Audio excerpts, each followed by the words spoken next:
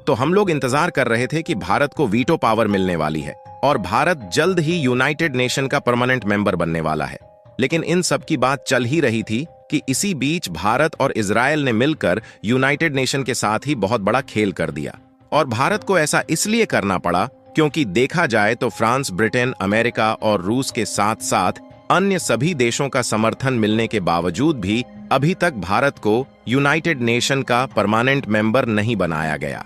और हाल ही में खबर निकल कर आ रही है कि भारत के विदेश मंत्री एस जयशंकर ने सीधे तौर पर यूनाइटेड नेशन को ही तगड़ी फटकार लगा दिया है और घुमा फिराकर यह बात कह दिया है कि भाड़ में जाए तुम्हारा यूनाइटेड नेशन, क्योंकि इतने सारे देश का समर्थन होने के बावजूद भी यूनाइटेड नेशन ना तो भारत की अहमियत समझ रहा है और ना ही दुनिया भर में चल रहे युद्ध को शांत करा पा रहा है।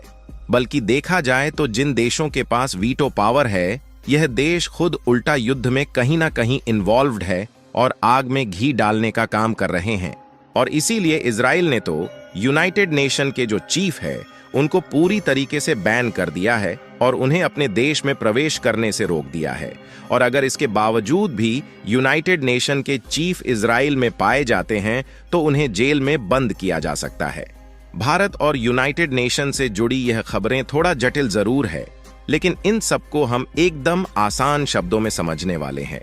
लेकिन आगे बढ़ने से पहले इस वीडियो को लाइक करके चैनल को सब्सक्राइब जरूर कर लीजिए, क्योंकि यह आपके लिए 1 सेकंड का काम है, लेकिन इससे हमारी काफी बड़ी मदद होती है। दरअसल पूरा देश चाहता है कि यूनाइटेड नेशन सिक्योरिटी काउंसिल में भारत को स्थायी सदस्यता मिले और भारत के पास भी वह ताकत होनी चाहिए जो कि चीन के पास है, यानी कि भारत को वीटो पावर मिलनी चाहिए, क्योंकि भारत अब उस मुकाम पर पहुंच गया है जिस पर बाकी के अन्य 5 देश हैं जिनके पास वीटो पावर है। और देखा जाए तो चीन के पास वीटो पावर होने और यूनाइटेड नेशन का परमानेंट मेंबर होने के कारण इन्होंने पिछले कुछ सालों में खूब फायदा उठाया है, क्योंकि कई बार देखा गया कि जिस मामले में भारत के फायदे की बात होती है, यहां तक कि जहां पर दूसरे देशों में भारत का एक्सपोर्ट और वैश्विक व्यापार बढ़ने की बात आती है, उन प्रस्ताव को किसी न किसी बहाने से चीन वीटो पावर का इस्तेमाल करके रिजेक्ट कर देता है। और दूसरी तरफ उन प्रस्ताव को आगे बढ़ाने की कोशिश करते हैं जहां पर चीन का खुद फायदा होता है, फिर चाहे उससे दुनिया का नुकसान ही क्यों ना हो रहा हो, बस केवल इन्हें अपना फायदा दिखाई देता है। और भारत इसी स्थायी सदस्यता और ताकत को लेकर हमेशा विरोध करता आया है। और भारत का कहना है कि केवल 5 देशों के पास ही वीटो जैसी एक्स्ट्रा ऑर्डिनरी पावर होना कहीं ना कहीं भारत और बाकी के अन्य उन देशों के साथ अन्याय है जो लगातार अपने देश को विकास के रास्ते पर ले जा रहे हैं। और वह किसी भी मामले में बाकी 5 देश से पीछे नहीं है, क्योंकि यह बात दुनिया जानती है कि इस समय भारत मिलिट्री पावर के मामले में तीसरा सबसे बड़ा देश बन गया है और अर्थव्यवस्था के मामले में 5वां सबसे बड़ा देश है। लेकिन इसके बावजूद भी यूनाइटेड नेशन का परमानेंट मेंबर अमेरिका, ब्रिटेन, रूस, फ्रांस और चीन बने हुए हैं और उनके पास वीटो पावर है। लेकिन भारत, जो कि 5वीं सबसे बड़ी इकोनॉमी है, उसका नाम 5 देश की लिस्ट में कहीं भी नहीं है। और आपको बता दे कि पिछले 1-2 सालों से नहीं बल्कि 10 सालों से भारत यह बात कहते आ रहा है कि यूनाइटेड नेशन में बदलाव होना चाहिए और पुराने नियमों को बदलकर समय के साथ यूनाइटेड नेशन में और भी देश को परमानेंट मेंबर बनाना चाहिए। और जो देश इसके लिए कैपेबल है उनको वीटो पावर भी देनी चाहिए। लेकिन आपको जानकर हैरानी होगी कि इस बार अमेरिका में यूनाइटेड नेशन की जो बैठक हुई थी उसमें 193 देश के राष्ट्रीय अध्यक्ष मौजूद थे। और जो बात भारत पिछले 10 सालों से कहता आया है, इनमें से लगभग सभी देशों ने वही बात दोहराई। यहां तक कि चीन को भी यह बात कहना पड़ गया कि यूएन को साउथ एशिया की ताकत को समझकर स्थायी सदस्यों की संख्या बढ़ानी चाहिए। हालांकि चीन ने डायरेक्टली तो भारत का सपोर्ट नहीं किया, लेकिन साउथ एशिया का नाम लेकर अपनी बात को आगे बढ़ाया, जिससे कुछ ऐसा माहौल देखने को मिला कि मानो भारत के पक्ष में पूरी दुनिया टूट पड़ी हो। और बताया जा रहा है कि इस मीटिंग के दौरान एस जयशंकर ने अपनी बात सामने रखी तो इस बात को दुनिया ने सुना और एस जयशंकर ने सीधे तौर पर यह कहा कि दुनिया के सभी देश चाहते हैं कि यूएन में बदलाव होना चाहिए और उसमें भारत को जरूर शामिल किया जाना चाहिए। लेकिन शायद इन सब के बावजूद भी यूनाइटेड नेशन की आंख नहीं खुली और उनके साथ जो होना बाकी रह गया था वहीं अब हो रहा है,